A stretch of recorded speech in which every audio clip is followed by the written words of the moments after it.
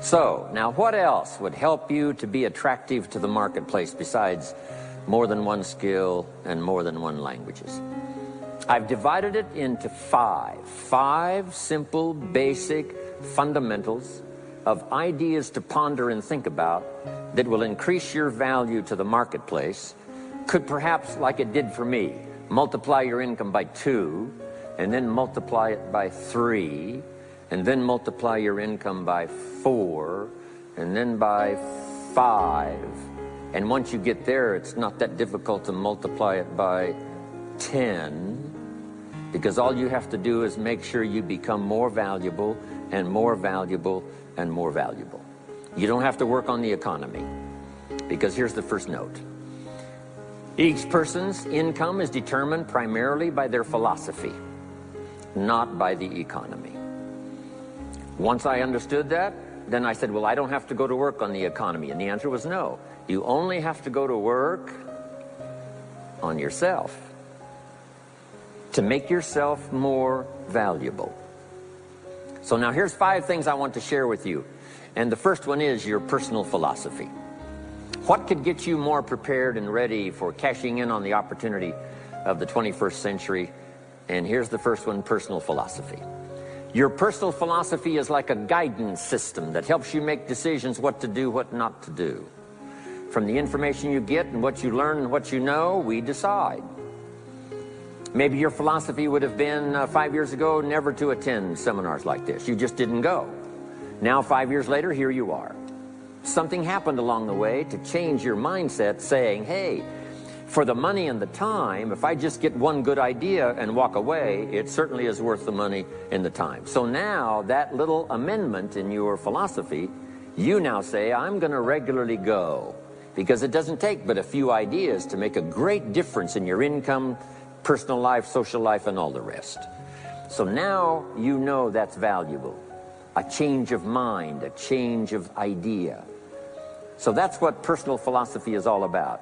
The more we learn, the more we know, the better we're able to make better decisions about 2 major things. Your philosophical guidance system does 2 things. For your notes, number 1, helps you to see the dangers on one side, so you can avoid those. But here's what else your guidance system does. Personal philosophy helps you to see the opportunities on the other side, so that you can expand those, maximize those. And here's what that's called. The game of life is to minimize the dangers and maximize the opportunities. And the more we know and the more we learn, the more experience we gather in sessions like this, from the sermon on Sunday morning to the books we read and all the rest, helps us to keep continually adjusting our philosophical guidance system so that we minimize more dangers, maximize more opportunities. That's really the game of life. I couldn't put it much more simply. So number 1, we're affected by what we know. Now, how do we know more things and learn more things that'll help us readjust our thinking so we can avoid the dangers, maximize the opportunities? Here's number 1, learn from personal experience. One way to learn to do something right is what? First do it wrong, right? Mess up, and then you say, wow, that was costly. I'm never going to do that again. So one way to learn to do it right, first do it wrong. Sometimes a negative experience turns out finally to be positive. They say if you survive your first heart attack, you may now live to be a very old person. Why is that? Well, that first heart attack, if you survived it, is called a wake-up call. And maybe the doctor said, 1 more of these and you're history. And you said, wow. And you make it for the health food store. And you start reading every book you can find on good nutrition, how to avoid another one of these heart attacks. And you start jogging and start walking and doing all of the stuff. And this total change of lifestyle could now save your life and cause you to live to be a very old person. Here's what my mentor said, that's some of the best advice I ever got. He said, Mr. Rohn, if you will change, everything will change for you. If you'll start making personal changes, your income will change, your health will change, your future will change, everything will change if you're willing to start making the changes. So sometimes a negative experience now causes us to really make a sudden shift in our philosophical guidance system that says, hey, I'm never going to let this happen to me again. Fantastic. Now here's the next way to learn, and that is to learn from other people's experiences, whether they are negative or positive. It's too bad failures don't give seminars like this. Wouldn't that be good information? Now, we don't want to pay them, so they don't lecture, but their information would be valuable. If you know a guy that's messed up his life for 40 years, you have to say, John, would you spend a day with me? And I will bring my notebook and take good notes. A good-looking guy like you, beautiful family, every reason to do well, threw it all away. Teach me how for the last 40 years you messed it all up. And he tells you, and you take good notes. Learning from the negative side of someone's experience. If somebody tells me these eggs are rotten, I'm not going to make an omelet and try it, right? I'm just going to take their advice and their know-how. So, learn number one from your own experiences, and learn number two from other people's experiences. And my mentor taught me to always keep a journal. Here's what he said: don't trust your memory. If you want to live a dynamic life, multiplying your income, multiplying your future, be a good student. If a good idea comes your way, write it down, then ponder it, then perhaps go do it. Okay. Now, your philosophy comes from what you learn, comes from what you know, comes from other people's experiences. 3 ways now to learn from other people. Here's number one: learn from what you see. One of the great watchwords of these early years of the 21st century: pay attention. If you just watch, you can pick up clues. Success leaves clues. And if you'll be a better observer of the winners and the losers, those that are doing well and those that are falling behind, and just take mental notes and good notes and say, I'm going to adjust what I'm doing based on what I see. Here's number two: we learn so much from other people based on what we hear. Here's good advice on that: be a selective listener. Listen to voices of value that have experience, ideas, reputation, something valuable to share. Now here's number three: read all the books. Now there's millions of books, so you can't read all the books. But make this note: read all the books you need to read to make you as wealthy as you want to be, as healthy as you want to be, as prosperous, as productive, as unique a human being as you want to be. Read all of those books. Don't leave those books go unread. My mentor got me started on my library when I was 25. I got one of the best. If you saw my library, you would be impressed. I haven't read everything in it, but I feel smarter just walking in it, right? My library. I was smart enough to buy it all. Now I got to be smart enough to read it all. Now jot this down. When you do read, you have to sort through what you read and decide which is valuable to try. That's part of the process of learning. Gathering information and sorting through it. One, the information that would apply to you, and what you think would be valuable based on your current philosophical opinion. So read all the books. Our lives are greatly affected by what we learn and what we know. Now here's number two of these very basic 5 things I want to share with you. First, your personal philosophy. Here's number two: your attitude. First, we're affected by what we know. When I talk to the kids in high school classes, college classes, that's the first thing I tell them: get the information while you're here. Right? Nothing worse than being stupid when you get out of school. So get the information. Being broke is bad, but being stupid is what's really bad. And what's really, really bad is being broke and stupid. Nothing much worse than that, unless you're sick. Right? Sick, broke, and stupid. That's about as far as you can fall unless you're ugly, right? But surely that would be the ultimate, right? The ultimate negative life: ugly, sick, broke, and stupid. So learn all you can. We're affected by what we know, so get the information. Don't be lazy in learning. Don't be lazy in going through the books, building your library, coming to classes like this consistently. Some of them will be so dramatic, your life will never be the same. Maybe this is one of those today. Next, we're affected by how we feel, attitude. This is the emotional part. We need the intellectual part to set sail. So as the winds blow, we can still get where we want to go. Redefine, keep strengthening our psychological and philosophical guidance system. But now we're also affected by the emotions. That's the power. And jot these notes down as I hurry along now. 4 things to consider on attitude and how you feel. Here's number 1. It's how you feel about the past. It's important to make the past useful.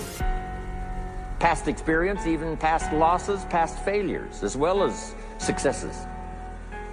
To review it and go back over it, see where you went wrong, correct that, invest that now in the future. Don't live in the past, and don't carry the past around like a burden, but simply use your past as one of your mentors to help refine mistakes, make some changes that you can invest now in the future. Here's the second attitude. It's how you feel about the future. We look back for experience. But number 2, we look forward for inspiration.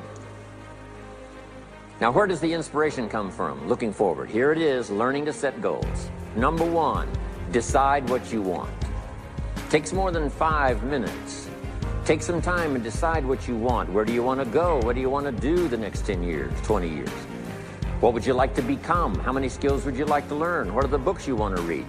How about the people you want to meet? The cities you want to visit? Experiences you'd like to have over this next period of time. Start thinking about all of that. Here's the next key. Write it all down. Building a life is like building a house. You wouldn't start building the house until you had it finished. Wouldn't you look foolish starting to build the house if it wasn't finished first? What if you were laying bricks and somebody came by and said, "What are you building here?" And you said, "I have no idea." See, they would take you away to a safe place. So building a life is a lot more important than building a house. And yet people treat it so carelessly and so casually about planning and making plans for what they want their life to work out to be. So I'm asking you not to be casual anymore. Start designing the future for yourself, for your family, for your business, for your future. Okay, decide what you want. Okay, so from the past we get experience, from the future we get excitement, inspiration by setting goals. Now here's the next advice. Put everything on your list of goals. Little things, insignificant to someone else but important to you. A goal list is important. You don't have to publish it in the local newspaper. My Japanese friend, Toro Ikeda, San Jose, California, put on his first list, a Caucasian gardener.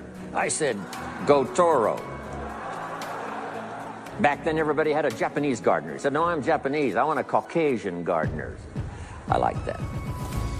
So set goals. Set the goals that'll turn you on, goals that'll get you excited. Put everything on your list. Now, here's the next attitude. It's very important how you feel about everybody. If you want to be a leader extraordinaire, here's what you learn. Each of us need all of us. One person doesn't make an economy. One person doesn't make a symphony orchestra. It takes all of us for each of us to be successful. Each of us need all of us, and all of us need each of us. Each gift is important as we bring it to the table, as we bring it to the country, as we bring it to the community. Learn to appreciate that. Each of us need all of us. Now here's the last one on attitude. It's how you feel about yourself. Nothing more powerful than self-confidence to start multiplying your income by 2, by 3, by 5, by 10. And where does that come from? Make the note. It comes from self-esteem. Doing the things you know you should do, and at the end of the day, your self-esteem is soaring and high. You've met the people you said you'd meet. You made the calls you said you would make. You did the things that you required of yourself to do. And at the end of the day, you feel great about yourself. That is one of the greatest motivating factors for the future. Self-esteem, feeling good about yourself. Now let me give you the miracle piece of this formula. If you're ready, say, I'm ready. Here it is. Number 3 is activity. We're affected by what we do. Now we've gotten to the formula of how to turn ideas into reality, how to turn imagination into substance. It's called number 3, activity. So add these notes to it now. Activity is the work. Activity is the labor. You might add labor pains. I'm short on personal experience here, but the mothers in the room would tell us that we know what that's all about, labor pains. Why would an upcoming potential mother be willing to put herself through maybe a rather painful experience? She said, that's an easy answer, and it's for your notes. It produces new life. Why wouldn't she put herself to the labor? Now comes the miracle of new life. And whether it's new career life or new business life or new friendship life or new married life or new life of any kind, it has to come from the work. It comes from the labor. In fact, labor was so important. Here was the original formula for labor. If you have forgotten it, remind yourself. For your notes, 6 days of labor and what? 1 day of rest. Now it's important not to get those numbers mixed up. Why is that? Here's why. Why not 5-2? I don't know, maybe 5 and 2 would be okay. If God would have thought of 5 and 2, he might have made it 5 and 2. But you can't think of everything when you're putting one of these together. But maybe one of the reasons for 6-1, jot this down now. If you rest too long, the weeds take the garden. Not to think so is naive. As soon as you've planted, the busy bugs and the noxious weeds are out to take it. So you can't linger too long in the rest mode. You've got to go back to work. 6 days of work, then rest and spirituality and friendship and change of pace. And then go back over the last 6 days. What did I do? What did I miss? Who did I miss? What happened? So that I can invest those corrections in the next 6 days of higher productivity. Have you got that now? 6 days of work, 1 day of rest. Don't get the numbers mixed up. Activity.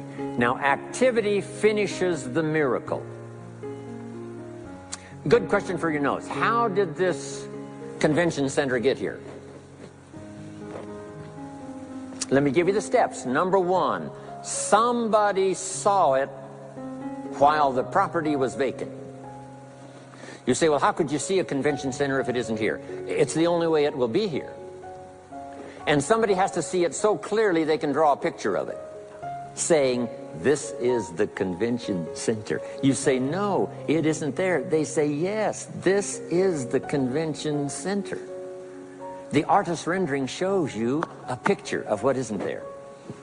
That's the beginning of imagination. So to turn nothing into something, here's what you do. Imagine the possibilities. That's why we recommend testimonials for someone to say, hey, I started with pennies and I made a fortune. And when they finish, sometimes they say something like this. If I can do it, what? You can do it. And we start imagining the possibilities. Here's number 2. Have faith to believe that some of them are possible for you. And both imagination and faith are powerful forces. But we still don't have a hotel. We still don't have a house. Even though those are powerful forces, it is the beginning. Now, imagination and faith must be deposited in activity or it is wasted. But the finishing touch of the miracle process is now, go to work. Go to work and build a better career. Go to work and build good health. You can't have good health without the work. When did we start hearing that phrase? No pain, what? No gain. You got to do the work. You can read all the books until you're wise. You can have faith and believe until it is extraordinary. But now you must go to work. And if you'll learn to appreciate the work that produces the miracle of good health, the miracle of a career, the miracle of a relationship, the miracle of a fortune. Only humans now can do this. The birds of the field can't do it. No other life form can imagine and create something from nothing. Have faith and then build it and make it real. Only humans. It's an extraordinary gift. Depends on how often you use it. So number one of the ideas I wanted to share with you to make this an extraordinary opening year century for you is philosophy. We're affected by what we know. Second is attitude. We're affected by how we feel. Third is activity. We're affected by what we do. Now here's the final two pieces. Number four, learn to measure progress. Once you've set up a project now, you want to turn nothing into something. Now you must measure your progress. How are you doing? Here's how we teach it to our children. Life expects us to make measurable progress in reasonable time. Measurable progress in reasonable time. That is the game of life. So part of it is not just to set up the proposed project, but as we start working on it, we start measuring how we're doing. Now first, what is reasonable time? You can't ask someone every 5 minutes, how are you doing now? See, that's too soon. Guy says, I haven't left the building yet. Give me a break. Now, we can't wait 5 years. That's too long. So there's reasonable time. So make this note now. What is reasonable time? One, at the end of the day. A conversation a father should have with his daughter today, because the magic is there. If he waits till tomorrow, the magic may be gone. Today. Next is a week. Make that note. Usually, we get paid by the week. Somebody adds up our value to the marketplace, out comes the check. The next week, somebody adds up our value to the marketplace, out comes the check. What I learned to do is to change my value to the marketplace so the check kept getting bigger and bigger and bigger. I didn't have to change the economy, I only had to change myself. Measure your own progress. Success is a numbers game. We demanded of our children, how many years do you want your child to spend in 4th grade? Approximately.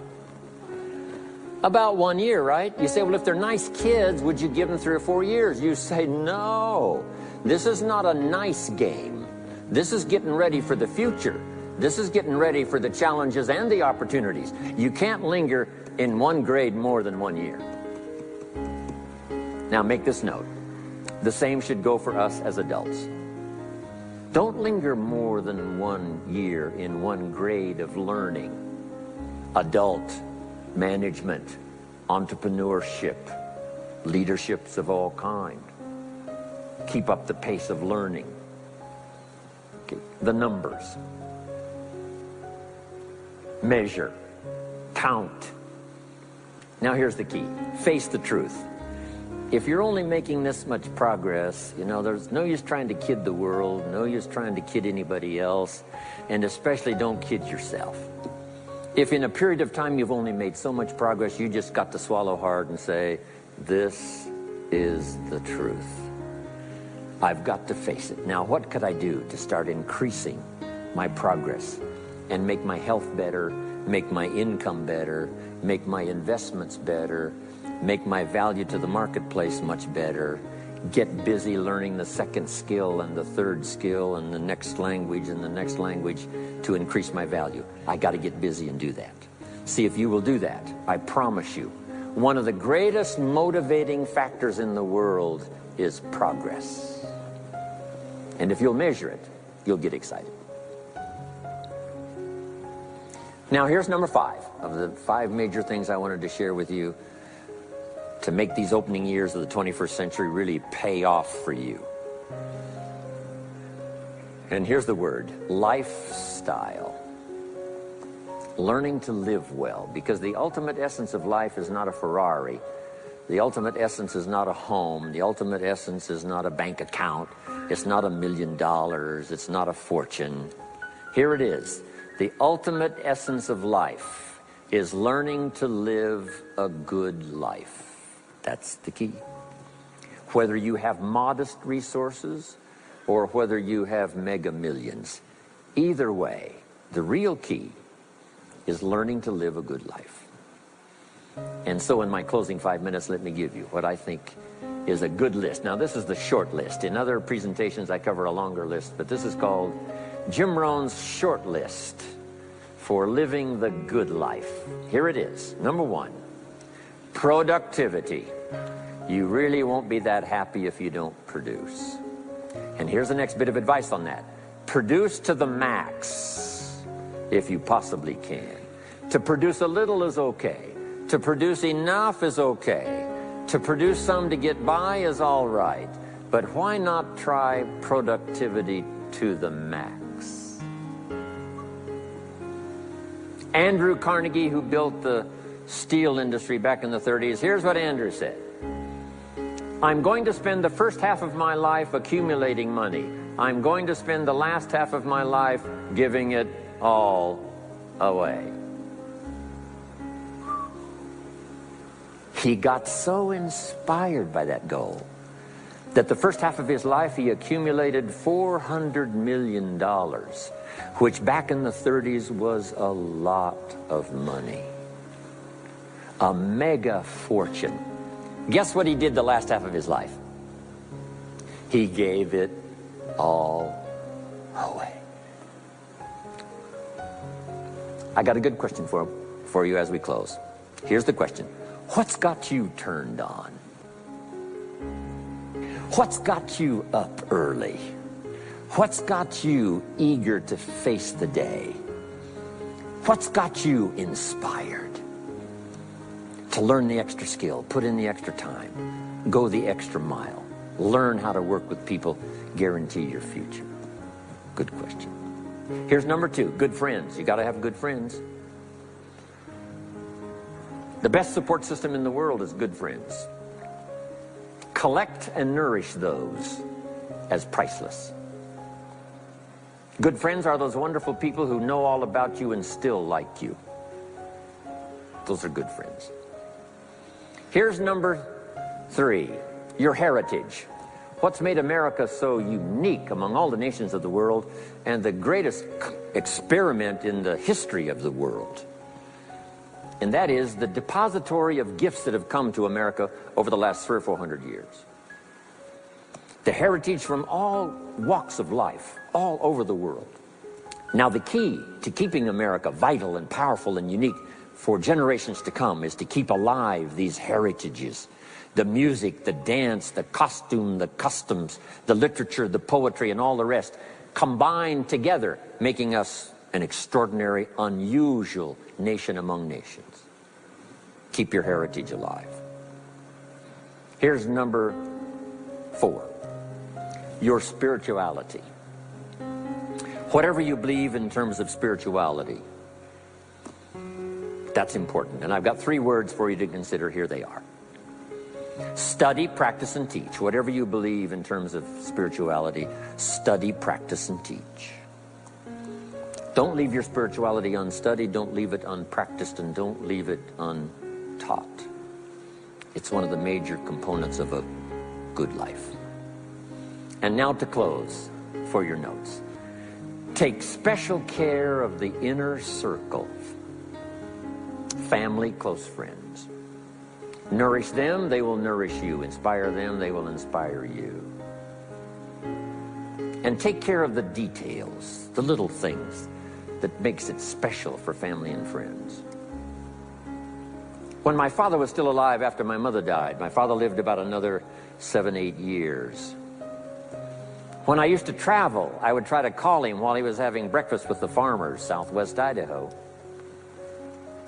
Make a special day. If I'm in Israel, I got to get up in the middle of the night, but I call in the middle of the night, Papa, I'm in Israel. And they would bring him the phone in this little cafe called the Decoy Inn. And Papa would say, Israel, son, how are things in Israel? And he'd talk real loud so everybody could hear. Right? Say, Papa, they gave me a reception last night on the rooftop overlooking the Mediterranean. He'd say, overlooking the Mediterranean. Now he's got a story to tell for the rest of the day. My son called me this morning while I was having breakfast with the farmers. I know he had to get up in the middle of the night. Special days. One more scene. I thought about my father walking down the lane on the farm to the mailbox, opening it up. And this is for your notes. Make sure the mailbox is not empty. My father lived to be 93. What kind of an experience would that be for a day? Age 93, open the mailbox and it's empty. Even if it's just a postcard, make sure the mailbox is not empty. The details, the inner circle. And now here's the last. Maybe, just maybe, some of the things I've shared with you have been seeds that have fallen on your consciousness at the right time.